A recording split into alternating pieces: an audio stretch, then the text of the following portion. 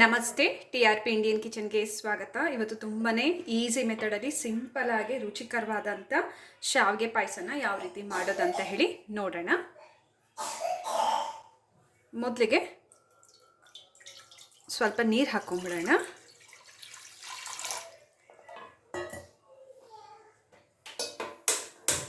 ಈಗ ಸ್ಟವ್ ಹಚ್ಚಿದ್ದೀನಿ.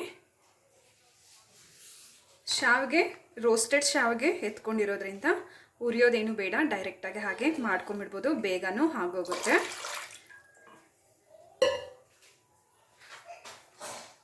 ಹಾಗೆ ಪೂರ್ತಿ ಅರ್ಧ ಲೀಟ್ರು ಹಾಲನ್ನ ಹಾಕೊಳ್ತಾ ಇದ್ದೇನೆ.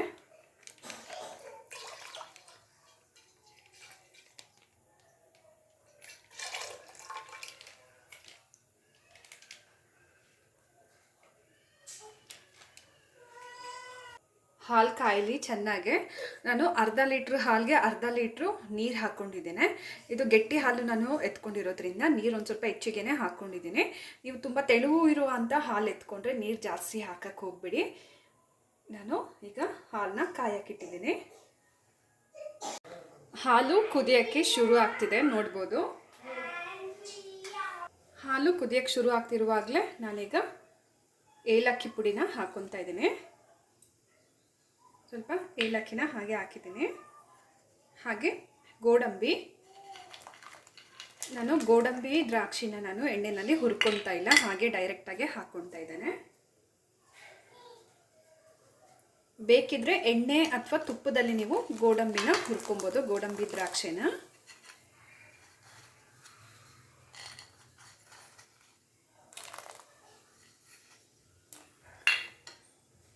ಈ ರೀತಿ ಮಾಡಿದ್ರೆ ತುಂಬಾ ಚೆನ್ನಾಗಿ ಬರುತ್ತೆ ಪಾಯಸ.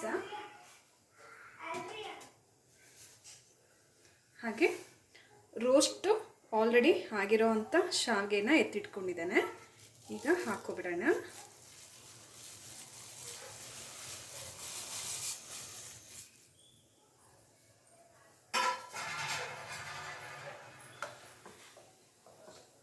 ಚೆನ್ನಾಗಿ ಮಿಕ್ಸ್ ಮಾಡೋಣ. ಹಾಕಿದ ತಕ್ಷಣವೇ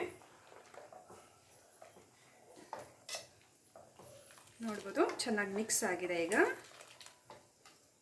ಯಾರಾದರೂ ಮನೆಗೆ ನೆಂಟರು ಬಂದಾಗ ಬೇಗನೆ ನೀವು ಈ ರೀತಿ ಮಾಡ್ಕೊಂಡ್ಬಿಡ್ಬೋದು. ಹಾಗೆ ಸ್ವಲ್ಪ ಜನ ತುಪ್ಪ ಇಷ್ಟಪಡೋದಿಲ್ಲ, ಆಗ ನೀವು ಡೈರೆಕ್ಟಾಗಿ ದ್ರಾಕ್ಷಿ ಗೋಡಂಬಿನ ಹೀಗೆ ಹಾಲಲ್ಲಿ ಹಾಕಿ ಕುದಿಸಿದ್ರೆ ಸಖತ್ ಸಾಫ್ಟಾಗಿ ತಿನ್ನುವಾಗ ತುಂಬಾ ರುಚಿಯಾಗಿರುತ್ತೆ. ಸಕ್ಕರೆ ಹಾಕ್ಕೊಳ್ತಾ ಇದ್ದೀನಿ. ಸ್ವೀಟ್ನೆಸ್ಗೆ ಎಷ್ಟು ಬೇಕೋ ಅಷ್ಟು ಸಕ್ಕರೆನ ನೋಡಿ ಹಾಕೊಳ್ಳಿ.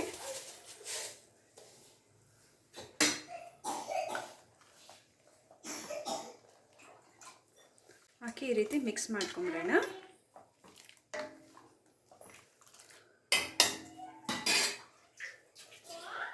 ಹಾಗೆ ಎಲ್ಲ ಹಾಕಿದ್ಮೇಲೆ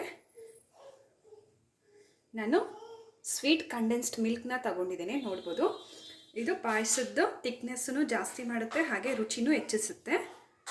ಸ್ವಲ್ಪ ಹಾಕ್ಕೊಳ್ತಾ ಇದ್ದೇನೆ.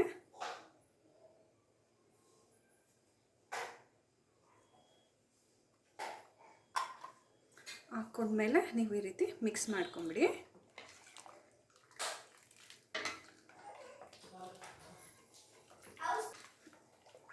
ಈಗ ಚೆನ್ನಾಗಿ ಒಂದೆರಡು ಕುದಿ ಬಂದಿದ ತಕ್ಷಣ ನಾವು ಸ್ಟವ್ನ ಆಫ್ ಮಾಡ್ಕೋಬೋದು. ಈ ರೀತಿ ಚೆನ್ನಾಗಿ ಮಿಕ್ಸ್ ಮಾಡ್ಕೊತಾ ಇರೋಣ, ಯಾಕಂದರೆ ತಳ ಹಿಡಿತದೆ. ಹಾಗಾಗಿ ಕಂಡೆನ್ಸ್ಡ್ ಮಿಲ್ಕು ಹಾಕಿದ್ದೀವಲ್ಲ, ಹಾಗಾಗಿ ಒಂದು ಕುದಿ ಬಂದ್ರೂ ಸಾಕು, ಶಾವಿಗೆ ಬೇಗನೆ ಬೆಂದೋಗುತ್ತೆ.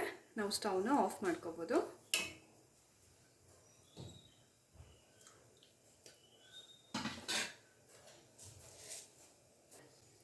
ಹಾಗೆ ಕುದೀತಾ ಇರುವಾಗ 2 ಲವಂಗನ ಹಾಕ್ಕೊಳ್ತಾ ಇದ್ದೇನೆ. ನೀವು ತುಪ್ಪದಲ್ಲಿ ಹುರಿದು ಹಾಕ್ಕೋಬೋದು. ನಾನು ಹಾಗೆ ಡೈರೆಕ್ಟಾಗಿ ಹಾಕ್ಕೊತಾ ಇದ್ದೀನಿ. ಪಾಯಸ ಘಮ ಚೆನ್ನಾಗಿರುತ್ತೆ, ಟೇಸ್ಟೂ ಚೆನ್ನಾಗಿ ಬರುತ್ತೆ. ಹಾಗಾಗಿ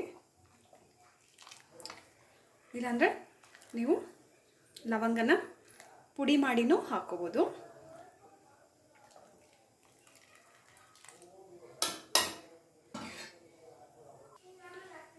ನೋಡ್ಬೋದು ಪಾಯಸ ಕುದಿಯೋಕ್ಕೆ ಶುರು ಆಗಿದೆ.